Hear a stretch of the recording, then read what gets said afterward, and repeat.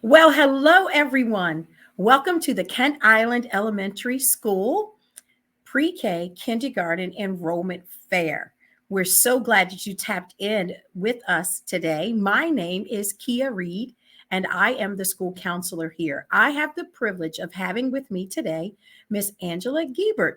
At this time, we'd like to welcome Miss Gebert to the program. Welcome, Miss Gebert. Thank you so much for being with us today. Thank you for inviting me, and hello to everybody. I am Angela Gebert, and I am the Supervisor of Instruction for Early Childhood and English Language Arts for Pre-K to 2 here in Queen Anne's County. And I'm very excited about this time of year because it's an opportunity for all of our youngest learners to start school. Awesome. So grateful that you were able to come and be a part today to help us spread the word about our pre-K and kindergarten enrollment here at Kent Island Elementary. One thing that we have that's new this year is we're going to have 2 days. It's on the bottom of the screen, April the 18th and 19th, where we will have pre-K enrollment slots available for an interview to come in. So these days have been earmarked and set aside and dedicated for pre-K only. So we wanted to be sure that we got that information out to the community as well. So, Ms. Gebert, I think it's very important that we're able to reach out to families, and maybe it is their first time enrolling a student in Queen Anne's County Public Schools. Can you tell us and give us a brief overview of what the process might look like? And we'll start with pre-K. Sure.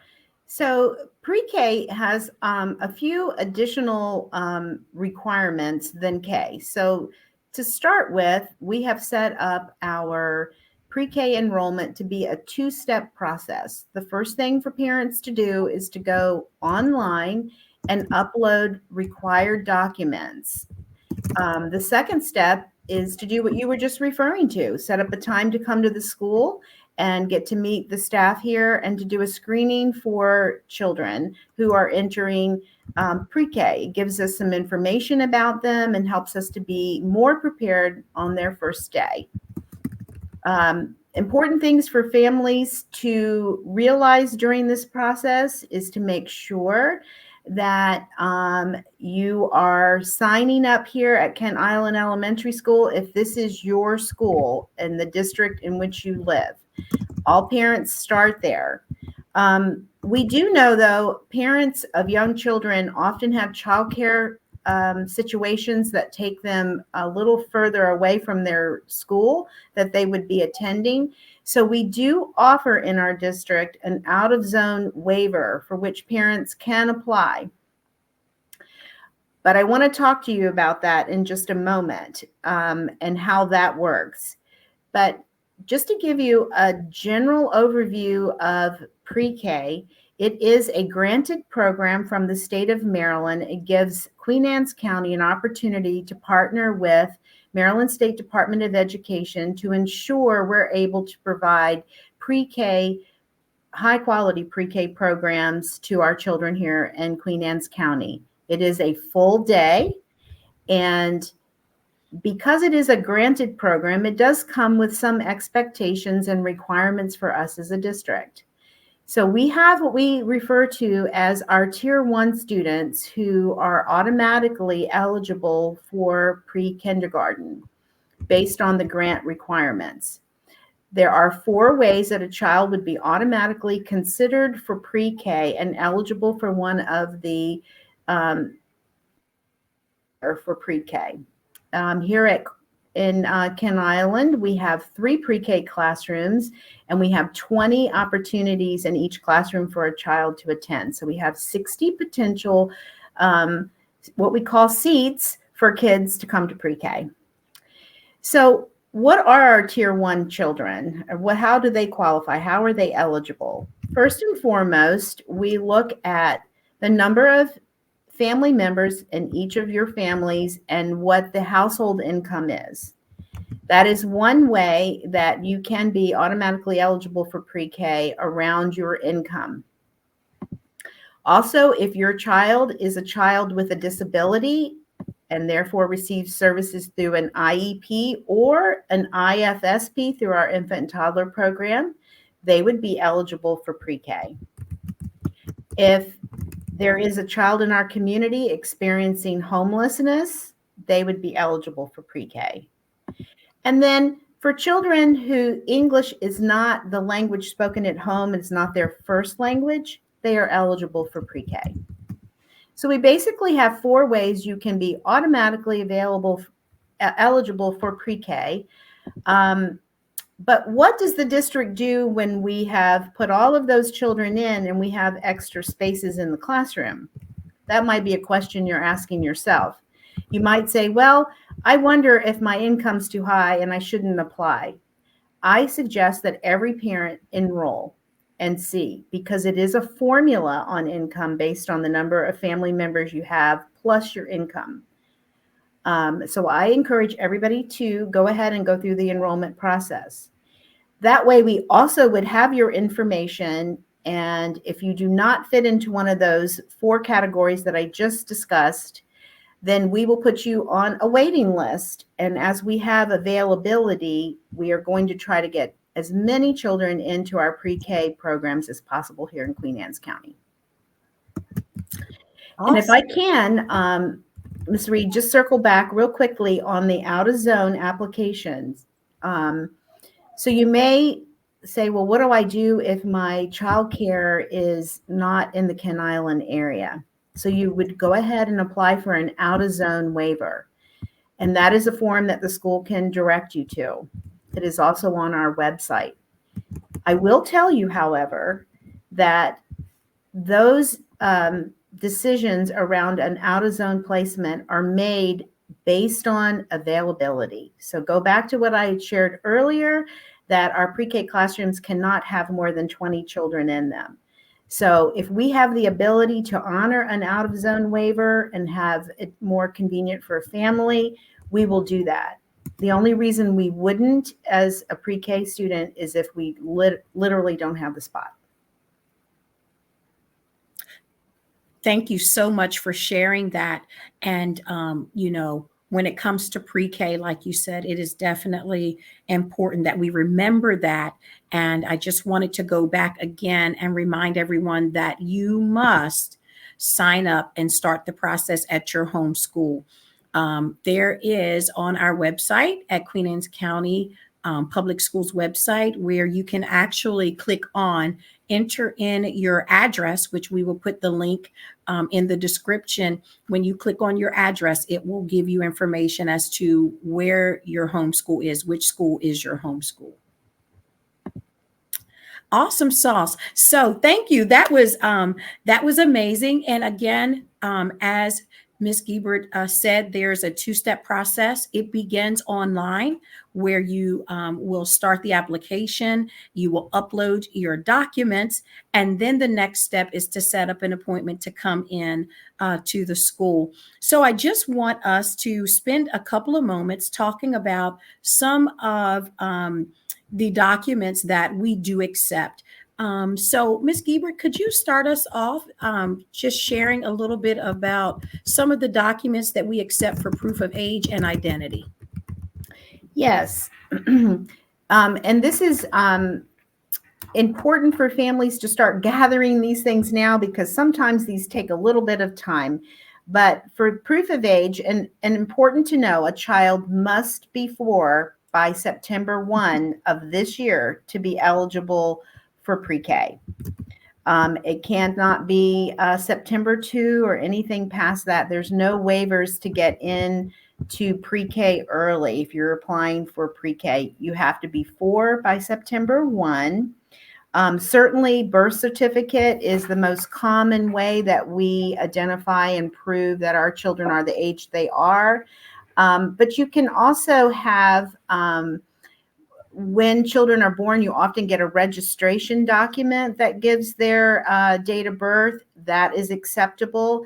If you are coming from perhaps another country, sometimes there are baptism statements and other kind of international documents that can be accepted as well. Okay. And one question that we get sometimes, especially like you said, for families who maybe travel, do we accept passports? Passports, certainly. Okay. Awesome. Awesome. And so we have the proof of age and identity of the child, but also we do have some requirements for proof of identity of the person that is enrolling um, the student. Can you share a little bit about that? Yes. So one way we want to make sure, and this is all about safety for young children. We want to assure that the person enrolling them is their legal guardian or their parent. So a driver's license, a passport, again, can be used. Some people have motor vehicle IDs; those are accepted as well. Okay. Awesome. And proof of residency. And this is very important. It goes back to the fact that we want everybody to register in their home school district. So if you are a homeowner, certainly you have tax bills or utility bills. They have to be with the 911 address. There cannot be PO boxes. It has to indicate that the bill is coming to the actual residence that you say you are residing in. If you are a renter, you most likely have a contract, and that will identify specifically that you are living there and the address. If you are sharing housing, this is something very important for families who have times that they are living with other families and you're sharing the responsibilities of that household. You will need to connect with the school and let them know that you are living in what's called a shared housing agreement. And Mrs. Reed can direct you to a pupil personnel worker, somebody in our district that can assist you with getting the proper documentation for that. And that is secured through our student services department. Absolutely. And just to piggyback on that, some examples of shared housing may be someone who may be living with a parent, and the parent actually owns the residency here in Queen Anne's County, and you have moved back for a variety of reasons, and now you need to enroll your child into school. So the process for that is to obtain a proof of residency form that we do have here on site, that you would take back and have your parents to complete with you. It does need to be notarized.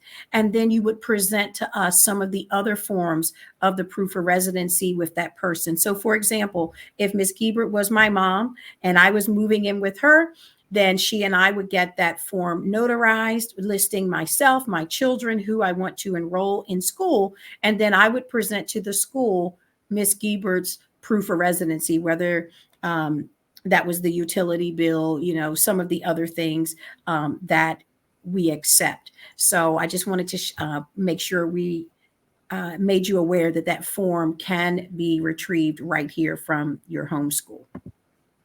That's correct. Okay. So I did want to just quickly go back to, and I don't know what you might be able to share. I think it is a different department, but for families who are homeless, there is a form, correct? That Yes. needs to be complete. There is, and that is documented again through our student services department. There may be situations that you as families find yourself in from time to time, and we want to be very sure that your child is able to access school, even if you're experiencing a homeless situation. And temporary or whatever the circumstances may be, we want to be sure and support you and your family and your child getting into pre-K. Awesome sauce. So I would like to turn our attention to proof of family income. Could you talk to us about that? Yes, and this is something that you will only do as a Queen Anne County public school to be parent with a child. Pre-K requires that all families provide us with their income because it is one of the ways a child can be eligible. So it is a requirement of the grant program. So nobody can come to pre-K without showing the family income. Now, I want to assure you that we are very respectful of this documentation. It is not seen by anybody who does not need to see it. It is maintained in a confidential file, but it is a requirement.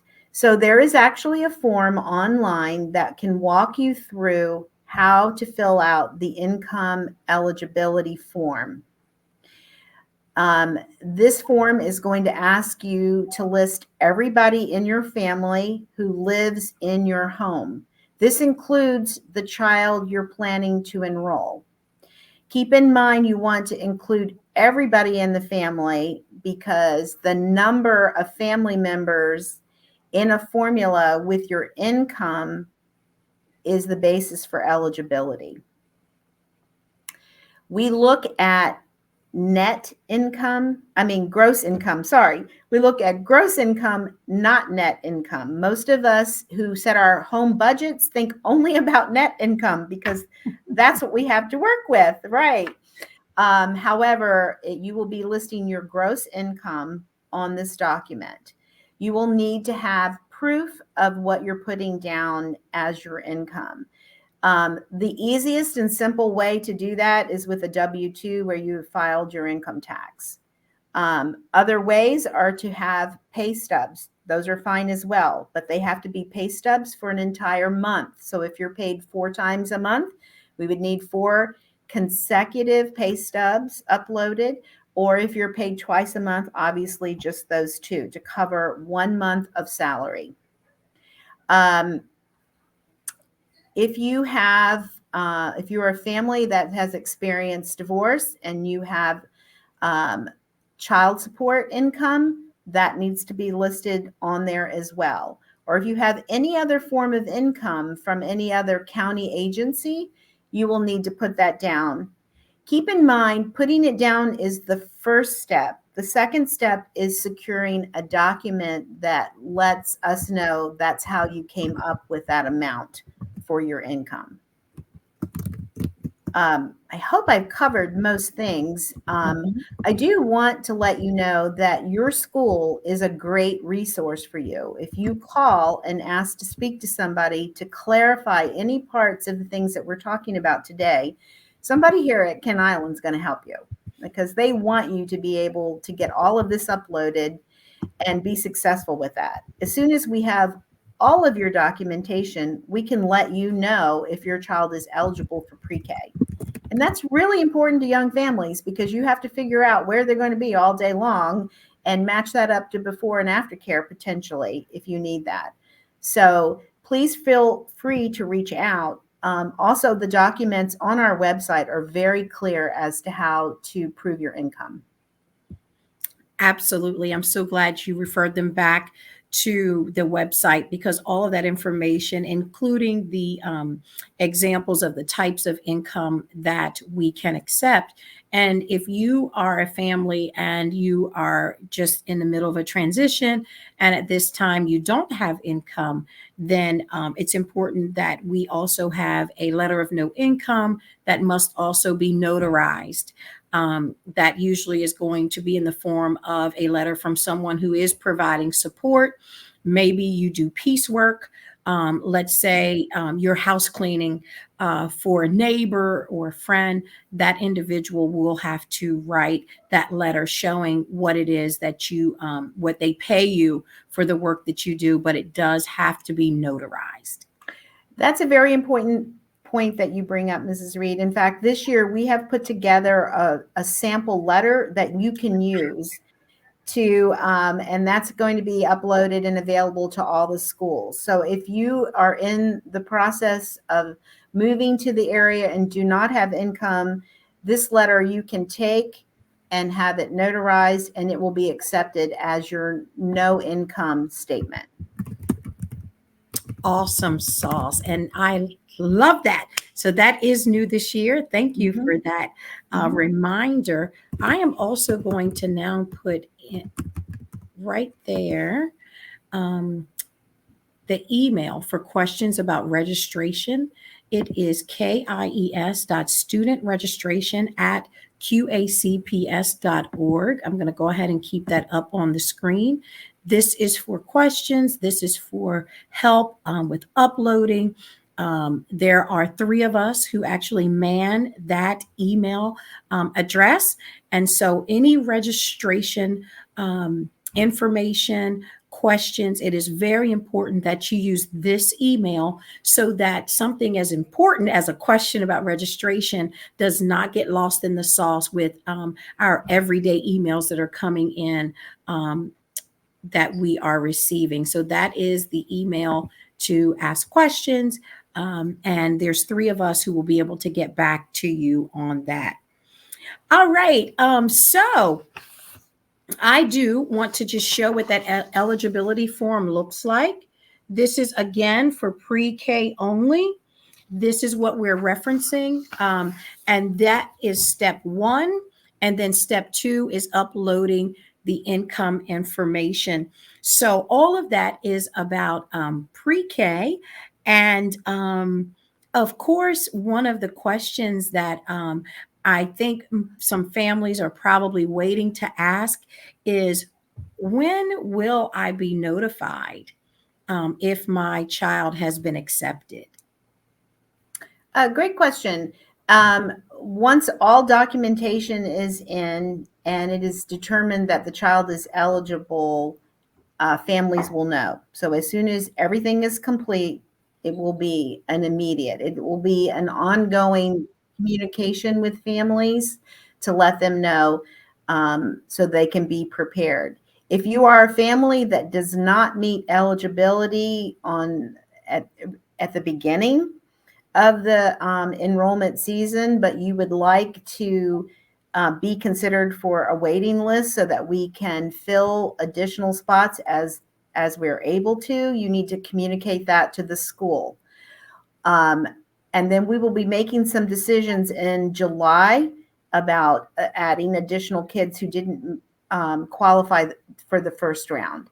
The other thing that's very important, the school will send you a letter letting you know that your child is eligible, and there is a document in there that you're to sign and say, yes, I definitely am planning to send my child to Kent Island Elementary School. So you need to send back that parent statement of, yes, please save my child a seat. Okay. Absolutely. Thank you so much. We are almost at the end of our time, but is there anything that you'd like to share? I do want to just quickly touch a little bit on for kindergarten registration.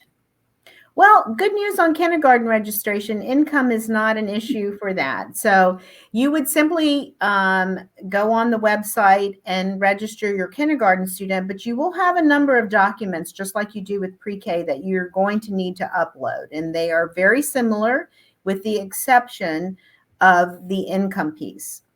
The other thing I would like to say to kindergarten parents, if you need an out-of-zone application for a kindergarten student, that is handled differently than pre-K.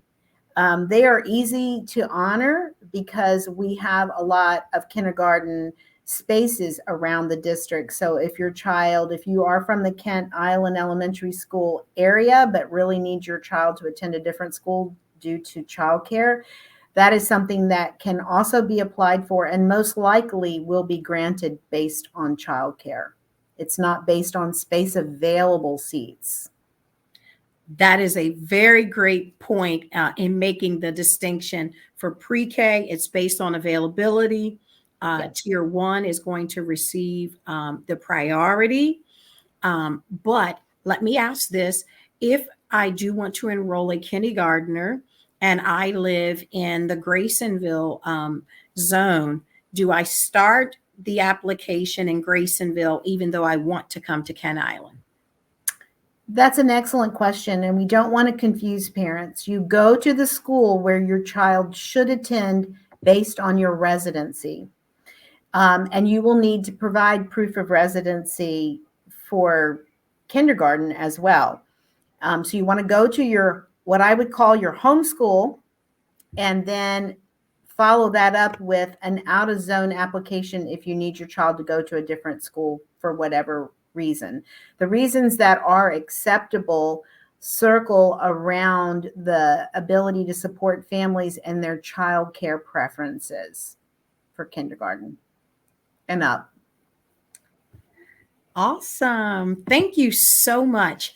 So, ladies and gentlemen, I hope that you have found our time together to be very informative. We are excited. We cannot wait to meet all of you. So, just quickly to recap, there is a two-step process. Step one is going to be completing the enrollment application online, where you're able to upload your proof of identity for your student.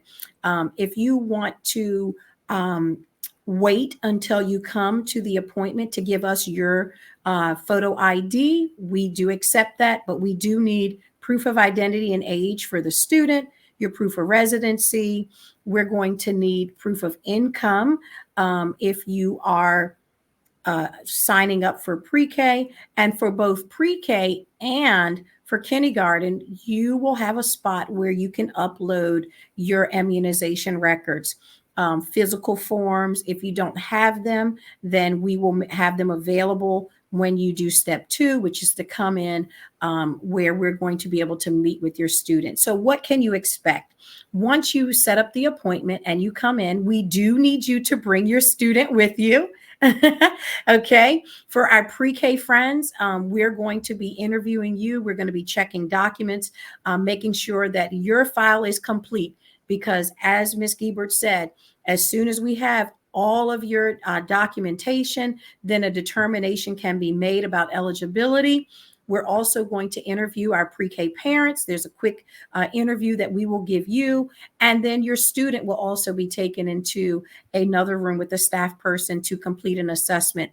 This is just helping us to see what skills your student already has and those that they may still be working on, which is helpful information to us as we begin to put our classrooms together. For kindergarten, we're going to also, you will meet with a staff person, and then your student will do a kindergarten assessment. And again, used for the same purposes, so that we know what skills your student already has mastered, those they're still working on. And it just helps us when we begin to do grouping. Okay. So I can't think of anything else. Again, we look forward to everyone. Ms. Gebert, any final thoughts or words for us today? No, but thank you very much for inviting me. And again, I'm going to reiterate, you are very fortunate that you're going to be doing this process with the Kent Island Elementary School staff, as you would be in any of our elementary schools, because they're here to help you navigate this process. And you can always reach out to me as well. I work at the central office, and I will be glad to assist. We're really excited to meet your children. Thank you so much for your time. We appreciate you for being here. Take care. Okay, bye-bye. And so we're so excited. We also want you to please look at some of the hyperlinks for some of the community partners who are helping us with this enrollment fair. So we are excited, and we hope that this has been very informative for you. Take care. Have a great day.